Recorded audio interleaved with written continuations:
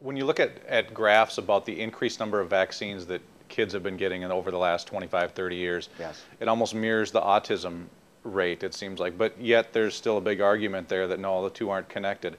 I mean, what's your explanation there? Yeah, this is a stunning thing. You brought it up, and you're very observant, because that path, that line up is nearly identical since the early 90s when they expanded the vaccine schedule for children, based on politics and economics, not on science at all.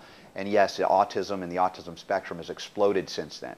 Now, they still will claim that, oh, well, it's just our diagnostic techniques have gotten so much better, right? It was always here. And I'm asking you, if you're 40 or 45 or 50 or 60 or 65, look around to your peer group. Tell me, where are all the autistic adults that they now can suddenly identify because their diagnostic tools and techniques have improved?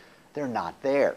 It didn't happen. It wasn't happening when I was growing up. Yep. I had allergies. I was the poster boy for that. I was the canary in the coal mine, but even I didn't have that scenario. But we have explosions in all kinds of neurological deficit issues, attention deficit, things that even preceded that to some degree, but exploded in the 90s and ever since then. So if the kids have been born since about 91, you'll see that we're reaching a new transition of kids becoming adults that are not fully functional. And it absolutely is a vaccine-induced disease scenario that has never before been seen anywhere in history. And it is not because of better diagnostics. What happens down the road when now all these kids become adults and you know, the snowball effect there, that we have to have more health care for the kids now, that the autistic kids have now become adults, and so on and so on? Well, honestly, I really feel for these families. I attended Autism 1 conference last year. I'm scheduled again this year. And I saw the real face of these families that were impacted by having vaccine-damaged children, and it's just it tears your heart to watch what these people are going through.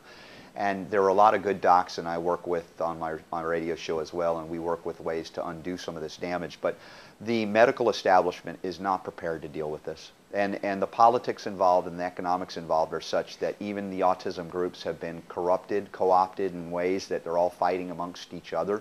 And there are good people there that are just doing battle. And part of the reason is, and I was on a panel interviewing Dr. Andrew Wakefield recently. We talked about this, and he said, you know, it's the siege mentality. And I agree. If you've been under siege ever since you started this, like for autism, the parents that say, hey, I know it's the vaccine, yet everybody's fighting you and saying it's not the vaccine. You have this, it's not a chip on your shoulder as much as I know this person probably doesn't believe me, doesn't want to hear me. I've got to shout even louder.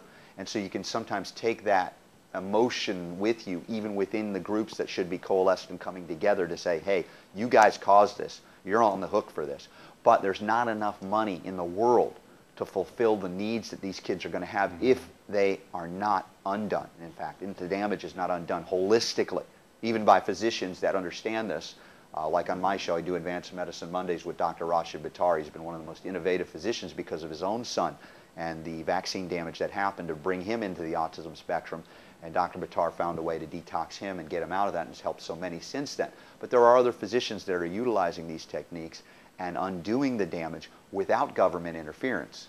It's not the most or least expensive thing to do, but it's certainly a lot less expensive than ignoring it and pretending it'll go away. And we're in a whole heap of trouble economically in this country if we think we're going to be able to print enough Federal Reserve notes. Even Ben Bernanke can't print enough to undo this damage until we embrace true holistic principles of detoxification and rebuilding these kids' systems, because they've been just absolutely robbed of every essential element that will keep them functioning at a high level that can be restored, but the earlier the better.